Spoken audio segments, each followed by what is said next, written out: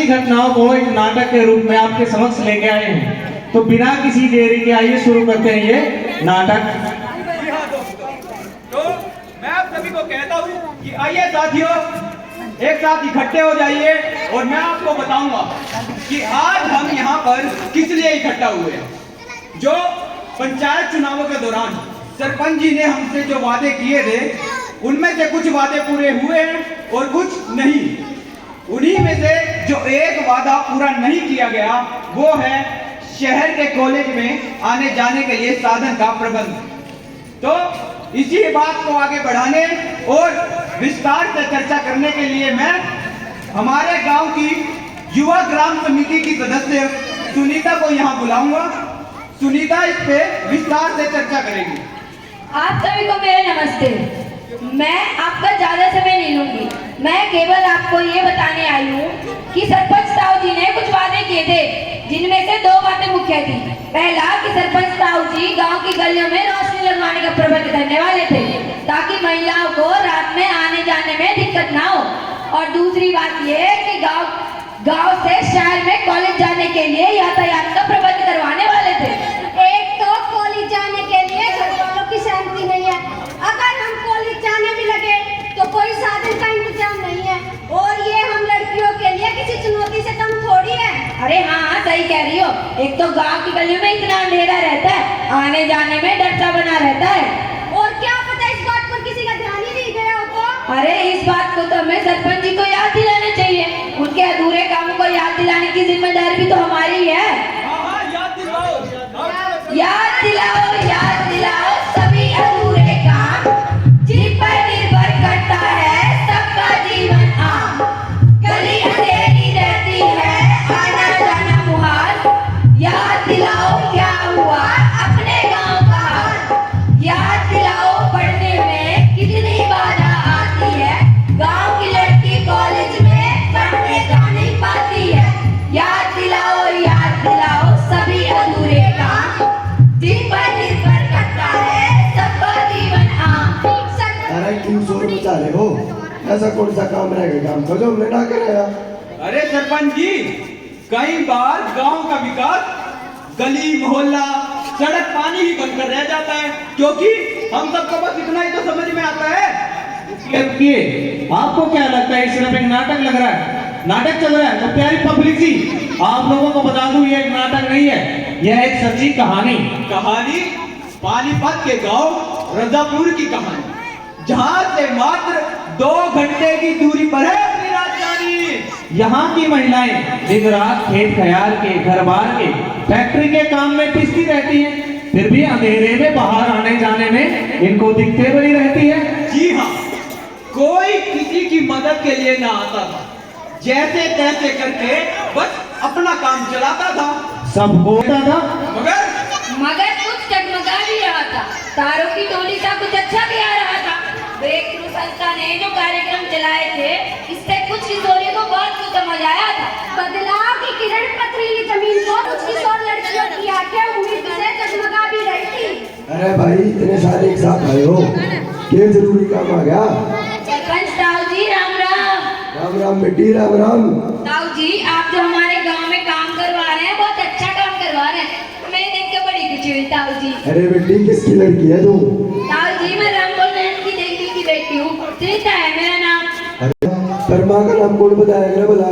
क्यों ताऊ जी, हमने तो तारू की टोली से का नाम उतना ही जरूरी, माता का नाम। जैसे महात्मा गांधी जी के पिता का नाम करमचंद गांधी और माता का नाम पूरीबाई था।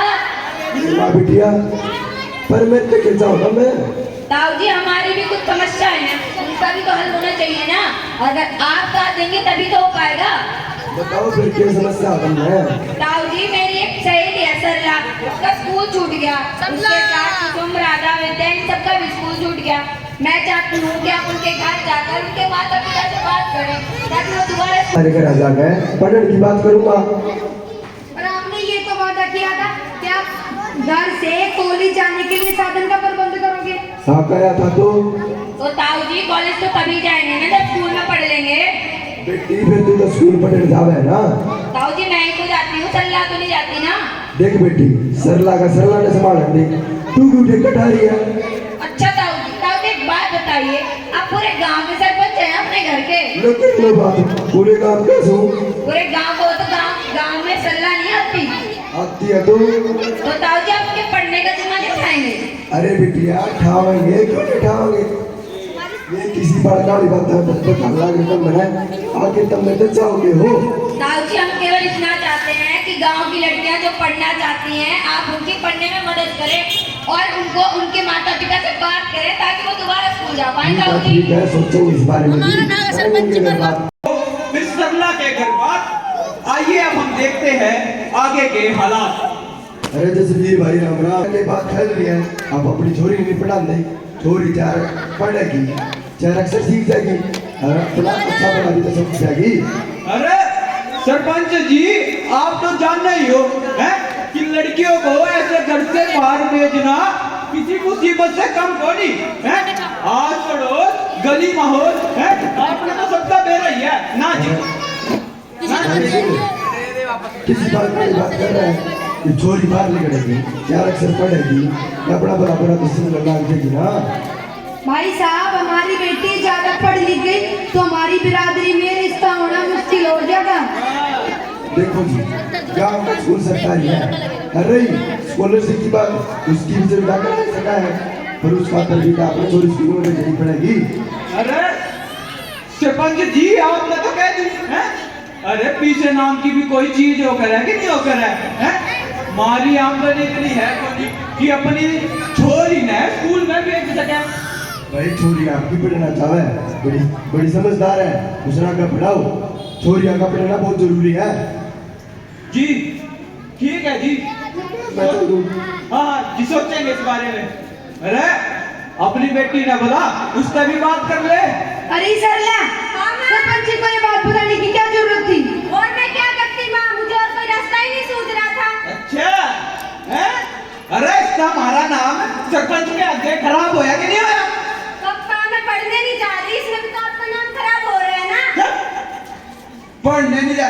अरे ये भी देख ली जुबान लड़ा लगी है, फिर बड़े पाछे मेरे नहीं के मैं नहीं जीतता। अजीब, बात तो ठीक कह रही है, हमारी बेटी ना पढ़ने जाती है ना कॉलेज जाती है, तो हमारी इज्जत पे कहाँ चार चांद लग रहे हैं? चार चांद तो जब लगेगा ना अम्मा, जब मैं आपको पढ़ लिख कर कुछ काबिल बन के दिखाऊंगी। और हाँ बाबू, आप मुझे स्कूल तो भेजिए, फिर देखिए मैं आपको कितनी अच्छे से पढ़ कर दिखाती हूँ। अच्छा ठीक है बेटा, सोचेंगे इस बारे में भी है। चल ये भी घर के काम कर ले, आजा। ठीक है बाबू। देखा जी आपने किस तरह मैंने इनके घर बात करी, अरे इनके घर वाले बनाए, अरे मैं भी क्या करता, इन लड़कियां ने मेरा पीछा कौन छोटा, कदे घरा कदे चौपाड़ में कदे गली में कितने भी गिर कर हो जाती, आखिरकार मैंने इनके घर वाले से बात करनी पड़ी। अरे वो यूं इनके घर वाले मान भी गए, पर अब तो दबोई जब ये लड़कियां एक मेरे दौरान समूह भी बना दिया था। यही नाम है ताऊ जी हमारे समूह का। अरे वाह बिटिया, बड़ा अच्छा नाम है। अच्छा बिटिया, मैं चलता हूँ, मुझे थोड़ा जरूरी काम है। अरे ताऊ जी सुनिए, ताऊ जी बहुत जरूरी काम था आपसे। ये बेटी क्यों हो गया? ताऊ जी अब देखो, सुबह स्कूल फिर घर का काम और जैसे तैसे शाम को पढ़ाई करने बैठो तो घर में कलेश, बापू माँ से झगड़ा करते हैं। ये बेटी क्यों करो, तुम अपने घर चले जाओ, परीक्षा से पढ़ है, तैयारी कर लो। अरे ताऊ जी हम तो अपनी परीक्षा की तैयारी कर लेंगे, आप कब देंगे अपनी परीक्षा? दिन गांव में दिन प्रतिदिन घरेलू हिंसा बढ़ती जा रही है, आपको ये देख के पता नहीं लगता? ये बेटी यूं घर गाड़ा का आपसी मामला है, पति पत्नी को थोड़ी बहुत हो जाएगा, पारिवारिक मामले में मैं क्या कर सकूं बता? बताओ, मम्मी भी तो रिफाइनरी में काम करने जाती है, वो तो नहीं करती कभी भी पापा से झगड़ा। कोई नहीं बेटी, करेंगे इस बारे में बात। ठीक है ताऊ जी, जरूर कीजिएगा। मैं आप लोगों से एक सवाल पूछना चाहता हूँ, क्या इसके अलावा भी और कोई हिंसा हो सकती है?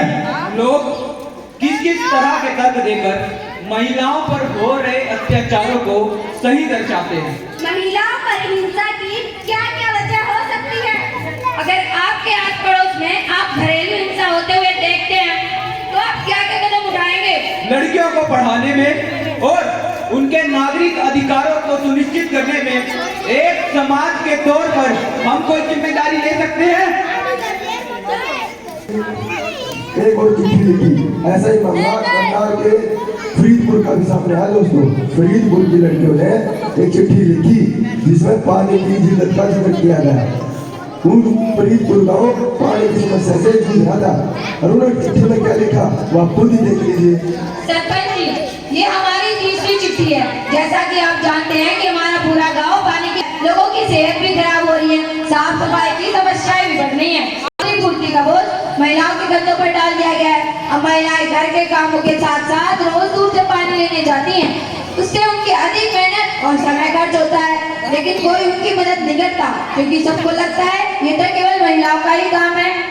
कब तक ऐसे ही महिलाएं अपने कंधों पर पानी का बोझ ढोती रहेंगी? क्या ये आपकी, हमारी, प्रशासन की जिम्मेदारी नहीं बनती? क्या ये जिम्मेदारी इतनी बड़ी है कि हम इसके सामने हार मान लेंगे? आशा है कि आप इसके लिए उचित कदम उठाएंगे।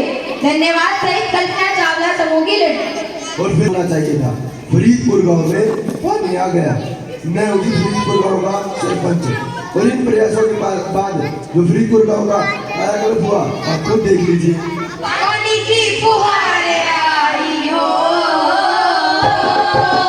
पानी की फुहारें मुस्कानें आई, पानी लेने नहीं है जाना, पानी लेने नहीं है जाना, पानी की फुहारें आई हो।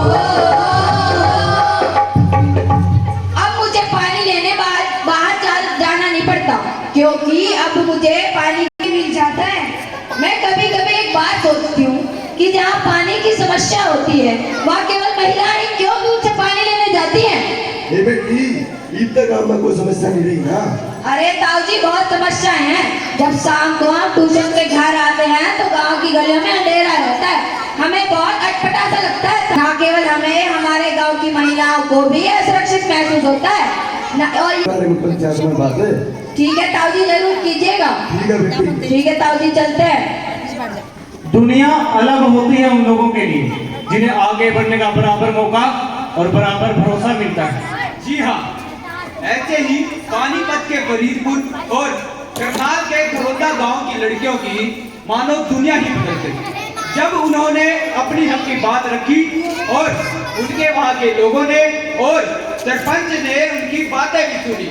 अब वो निर्भय होकर शाम के समय घर से बाहर निकलती है, खेलने जाती है, पढ़ने जाती है। अब अपने आप को पहले से कहीं ज्यादा सुरक्षित महसूस करती है। और इन सब कहानी को सच करने में जिस संस्था ने पहलकदमी की है वो है ब्रेक थ्रू संस्था।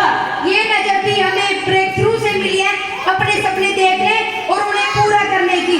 जो सपना देखा जा सकता है वो पूरा भी किया जा सकता है।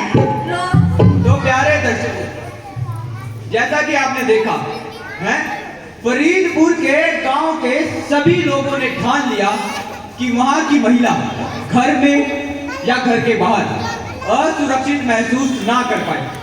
बेशक वो महिलाओं के साथ की जाने वाली घरेलू हिंसा हो या फिर घर के बाहर उनकी सुरक्षा का सवाल, ऐसे सभी सवालों का हल निकालना चाहिए। फिर क्या था, गलियों में स्ट्रीट लाइट लग गई और रोशनियां फैल गई। रोशनी रोशनी है राहों में जीवन, रोशनी रोशनी है राहों में जीवन।